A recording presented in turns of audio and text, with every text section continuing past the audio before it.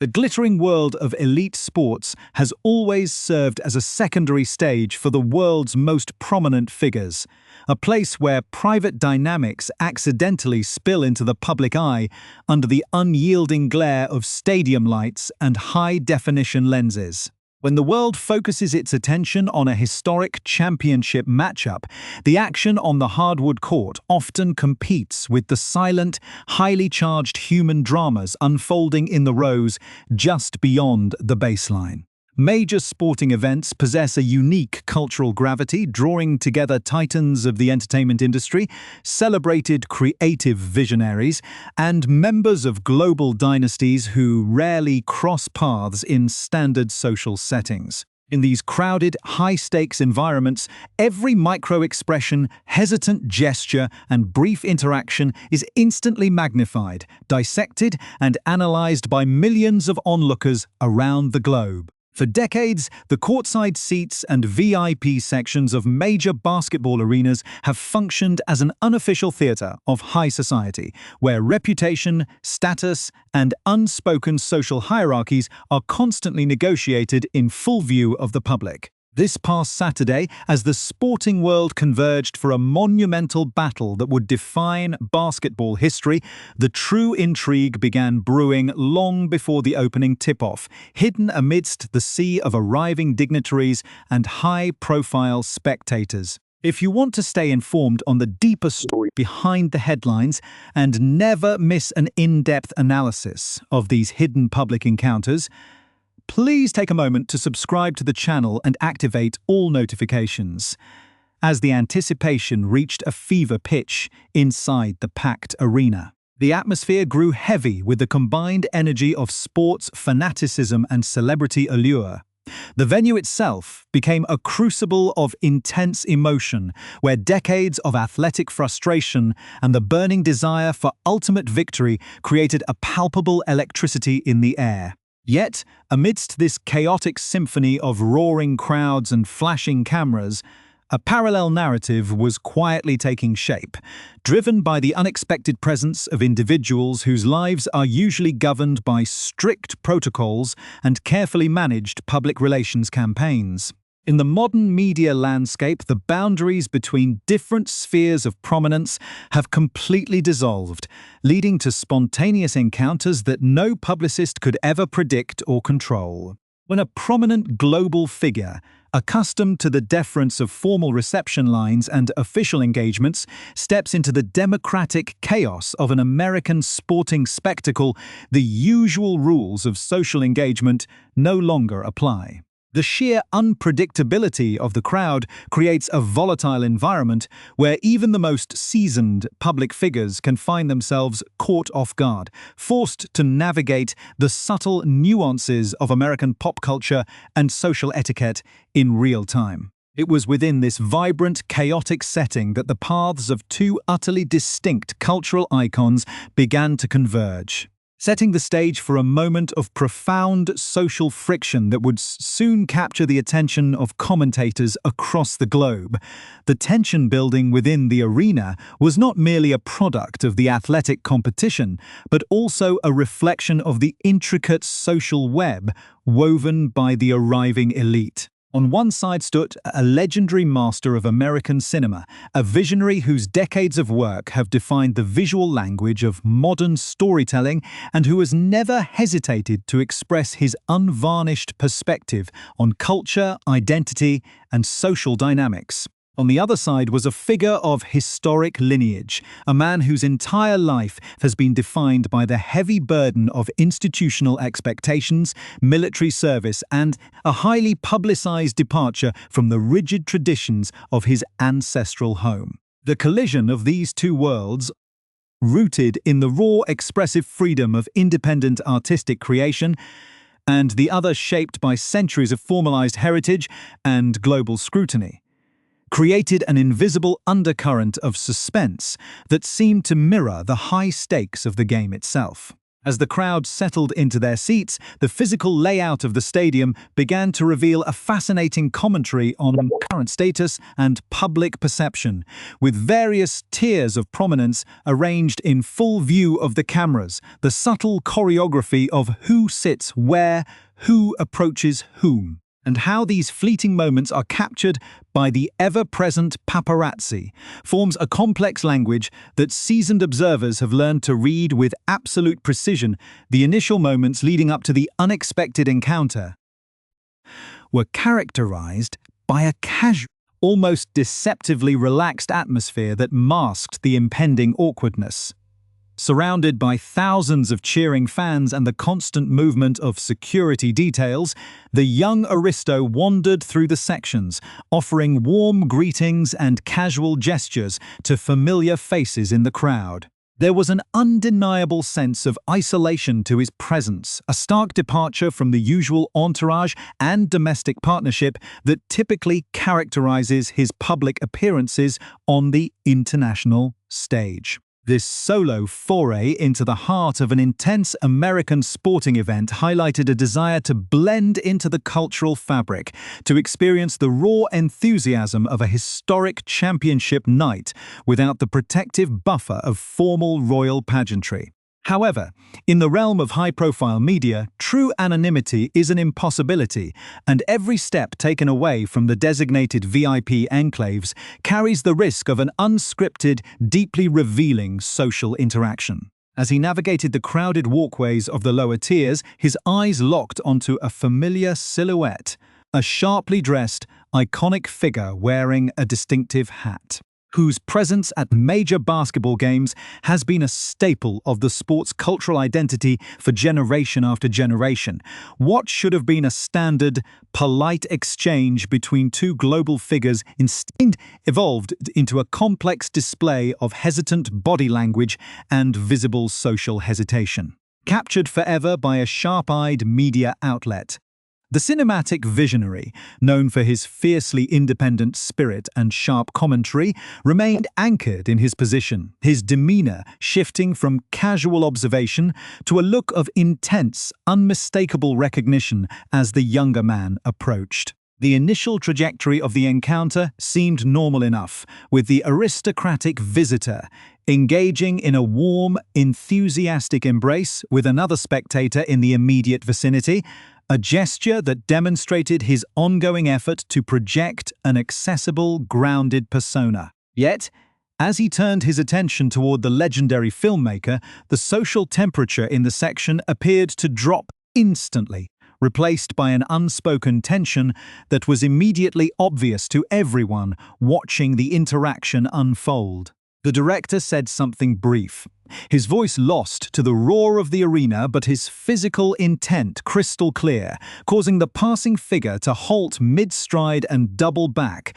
sensing that an important, perhaps confrontational conversation was about to take place. With the eyes of nearby spectators turning away from the warm-up drills on the court below, the younger man extended his right hand in a universal gesture of greeting and goodwill, hoping to initiate a standard, respectable handshake. What followed, however, was a moment of profound public awkwardness that would instantly become the subject of intense speculation and media analysis. Instead of reciprocating the gesture with the customary warmth expected during a star-studded championship event, the iconic director hesitated, his body language hardening as he pointed a defensive finger directly at the approaching aristocrat. The gesture was sharp, deliberate, and entirely devoid of the sycophantic warmth that usually characterizes interactions with individuals of global stature.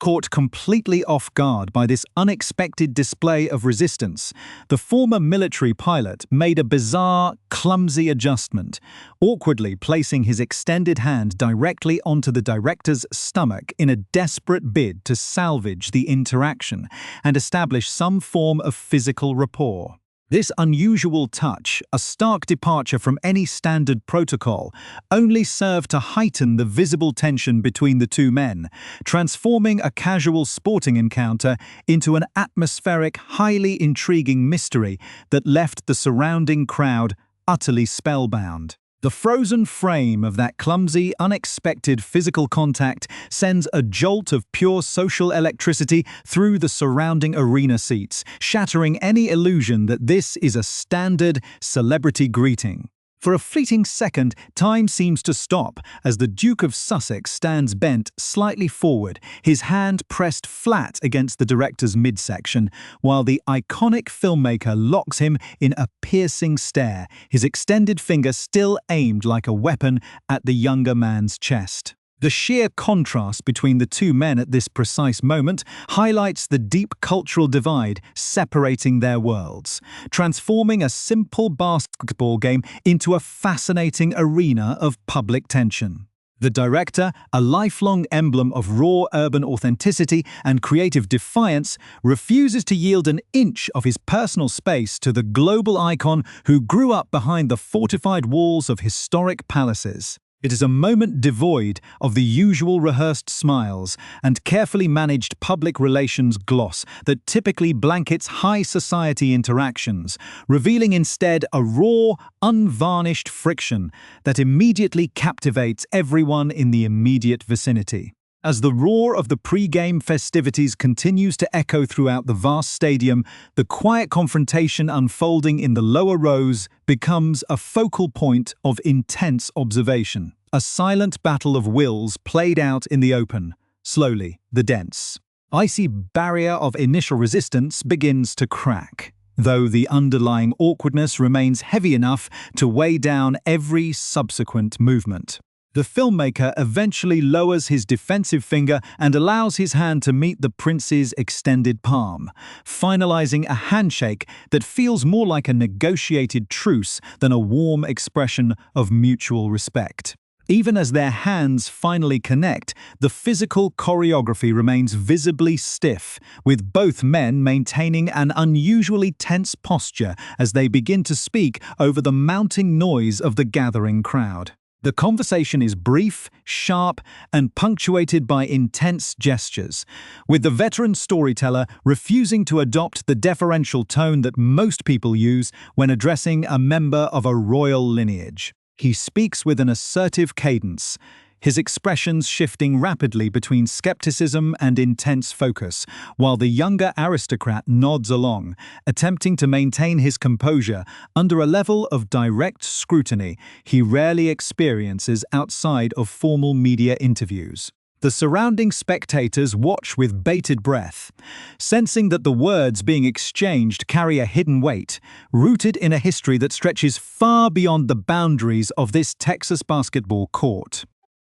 As the brief, intense conversation reaches its conclusion, the physical parting of the two men provides yet another layer of mystery and social intrigue for those analyzing the encounter. The younger man begins to step away, offering a final nod as he prepares to navigate back through the crowded rows toward his assigned seat, but the interaction refuses to fade quietly into the background. The director abruptly points a finger back toward his own chest, his facial expression contorting into a look of theatrical disbelief, as if posing a silent, highly dramatic question to the departing royal along the lines of whether the prince is truly referring to him. Seeing this dramatic gesture, the former military pilot stops his departure for a split second, turning back to offer an affirmative, definitive finger point of his own, confirming the silent query with absolute certainty before finally melting back into the sea of spectators. This final cryptic exchange of silent gestures leaves an unmistakable impression of unresolved tension, a clear signal that this encounter is not merely a random coincidence, but rather the latest chapter in an ongoing, deeply personal narrative that has simmered beneath the surface of the media landscape for years. The true nature of this public friction begins to crystallize when one looks back into the archives of pop culture. where a bizarre and long-running digital mystery connects these two completely different individuals. Years before this awkward arena meeting, whispers began to circulate through the international media regarding a highly secret, deeply hidden social media presence maintained by the prince during his younger, more rebellious days, under the clever and distinctly American alias of Spike Wells. The young royal had reportedly managed to carve out a private digital sanctuary where he could interact with friends and share unfiltered glimpses of his personal life, far away from the prying eyes of royal commentators and palace officials. This digital alter ego was not just a random choice of words, but rather a carefully constructed combination of his lifelong personal nickname and a strategic military alias designed to ensure absolute anonymity. On this private account, the young aristocrat regularly shared candid photographs and personal updates detailing his high-profile romance with his then-girlfriend Chelsea Davy, creating a digital paper trail that stood in stark contrast to the highly sanitized official imagery promoted by the monarchy's sprawling public relations apparatus. This hidden digital life might have remained a permanent secret had it not caught the attention of the legendary filmmaker himself, who discovered the alias and found it deeply fascinating, eventually bringing it into the public spotlight in a highly unexpected way. The director, whose own iconic moniker bears an unmistakable similarity to the prince's chosen internet pseudonym, viewed the royals' digital choice as a fascinating cultural crossover, a sign that the global elite were quietly absorbing the visual and linguistic styles of American urban culture. Rather than keeping this observation to himself, the outspoken filmmaker chose to address the situation directly on the global stage, turning a private internet alias into a matter of international intrigue and public commentary. His fascination with the pseudonym was so intense that he actively sought to uncover the deeper motivations behind it, turning what could have been a minor piece of internet trivia into a recurring theme in his public commentary regarding the modern evolution of the British royal family. This public fascination created an invisible bond of tension between the creator and the prince, a lingering question that remained unanswered for years as both men continued to move through their respective, highly insulated worlds.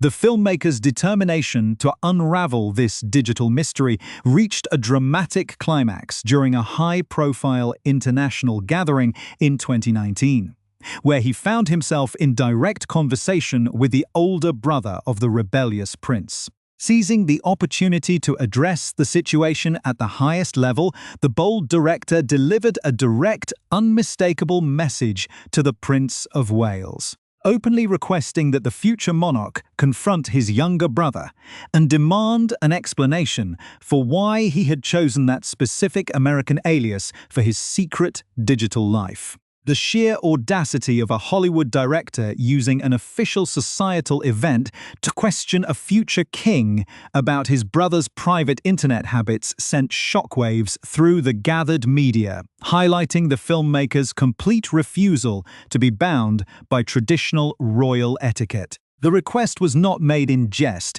but rather as a genuine expression of cultural curiosity, with the director eager to understand how a young man raised in the heart of British tradition could end up adopting a moniker so deeply rooted in the fabric of modern American creativity. The story gained even greater momentum shortly thereafter, when the director made a highly publicized appearance on a prominent American morning television broadcast, using the massive media platform to keep the burning question alive in the public consciousness. Speaking directly to millions of viewers during his appearance on the Today Show, the cinematic visionary gleefully recounted his direct confrontation with the future king, confirming to the audience that he had explicitly asked the older brother to investigate the true origin of the mysterious internet pseudonym. With a mischievous smile and his characteristic energetic delivery, the director promised the viewing public that the moment he obtained a definitive answer from the royal family, he would immediately share it with the world, declaring that when he knows, the public will know. This public declaration effectively ensured that the mystery of the secret alias would remain an open item on the media's agenda. An unresolved piece of pop culture trivia that the younger prince would eventually have to confront whenever his path crossed with the man who had turned his private digital sanctuary into a subject of global conversation.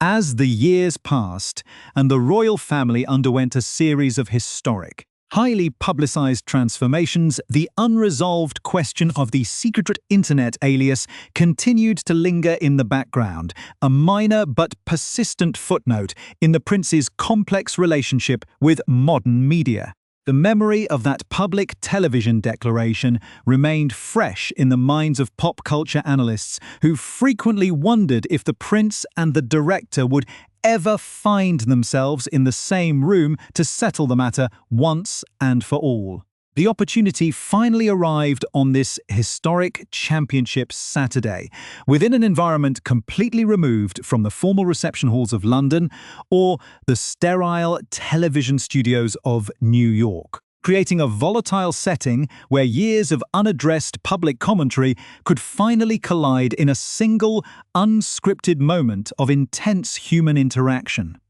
The awkwardness that defined their initial physical contact was the direct result of this long-standing cultural baggage. A visual manifestation of a legendary artist confronting a global figure over a private choice that had been thrust into the international spotlight against the prince's original wishes. The lingering mystery of that cryptic finger point fading into the arena crowd underscores a deeper, highly fascinating shift in the social hierarchy of modern global celebrity. When the final buzzer sounded, securing the New York Knicks their first monumental NBA championship victory in 53 historic years over the San Antonio Spurs, the true cultural takeaway for many media observers remained anchored in the stands rather than on the hardwood court. The physical arrangement of the stadium seats that evening offered an unvarnished commentary on the volatile nature of modern prestige, demonstrating that even a historic lineage does not guarantee a front-row presence in the democratic world of American sports entertainment. In a stark departure from the typical arrangements that characterize his public outings, the Duke of Sussex found himself navigating this high-profile championship game entirely solo, without the familiar presence of his wife, Meghan Markle, who has traditionally been a constant co-architect of their collective public appearances.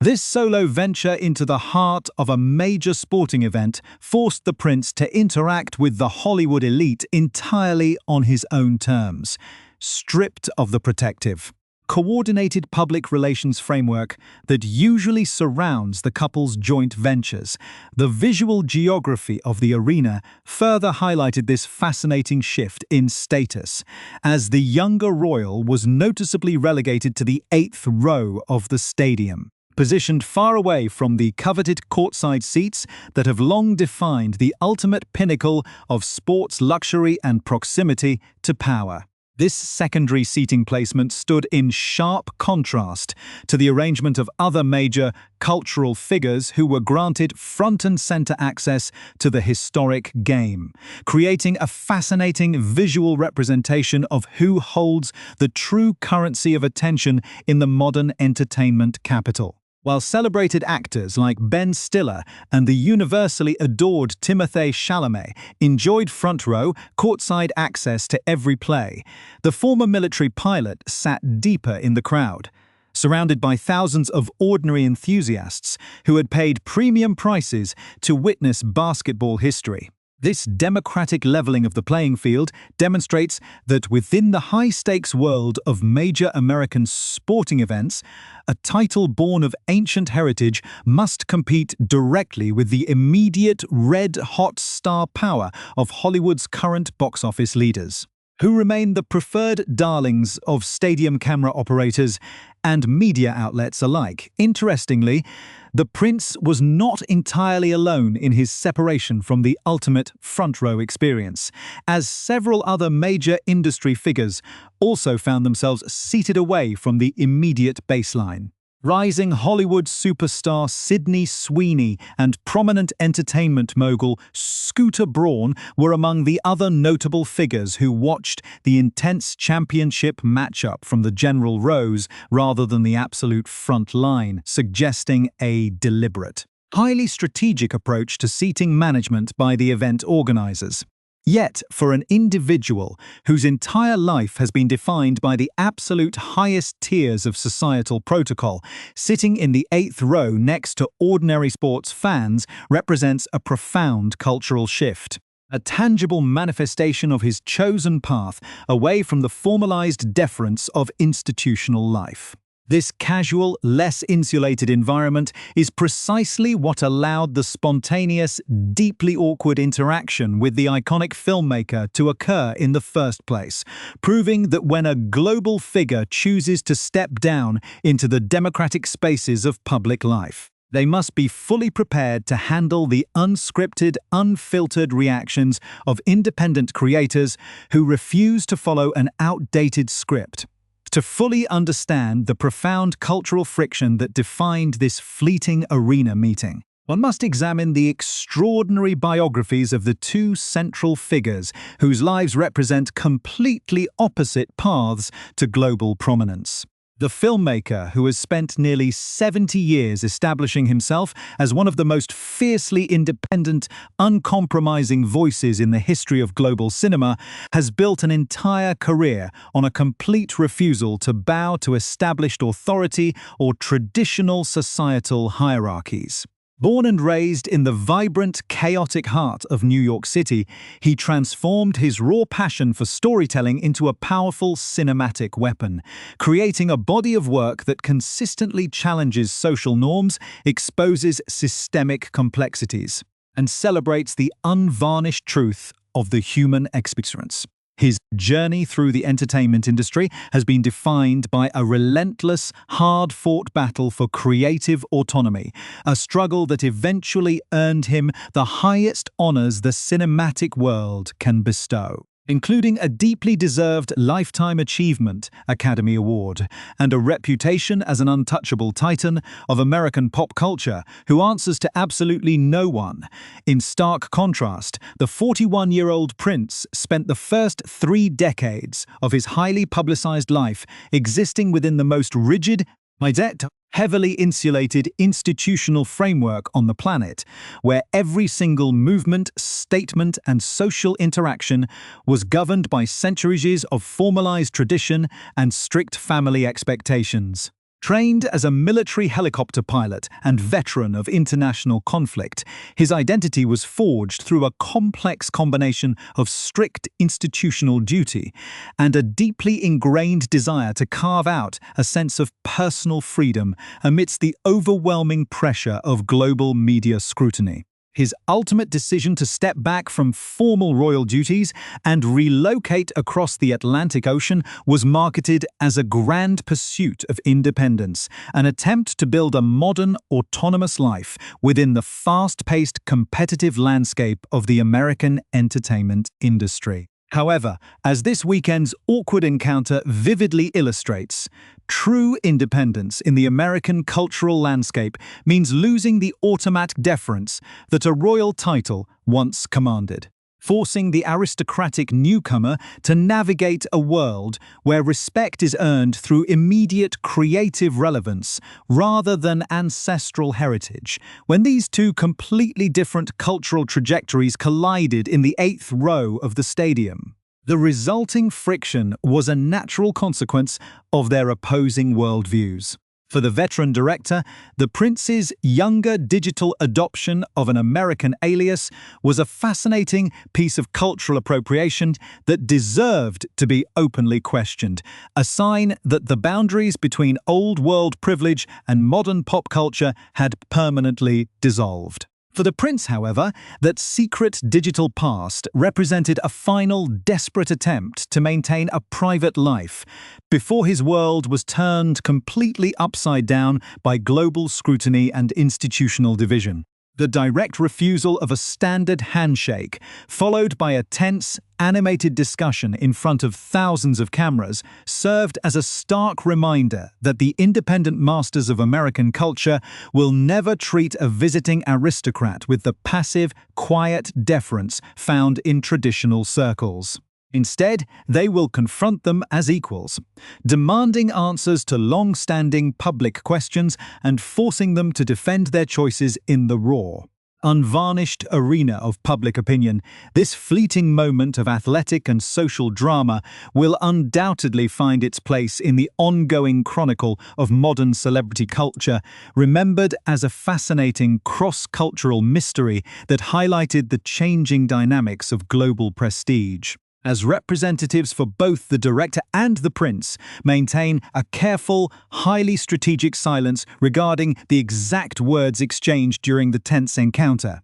the public is left to analyze the vivid body language and historical context that made the moment so undeniably compelling.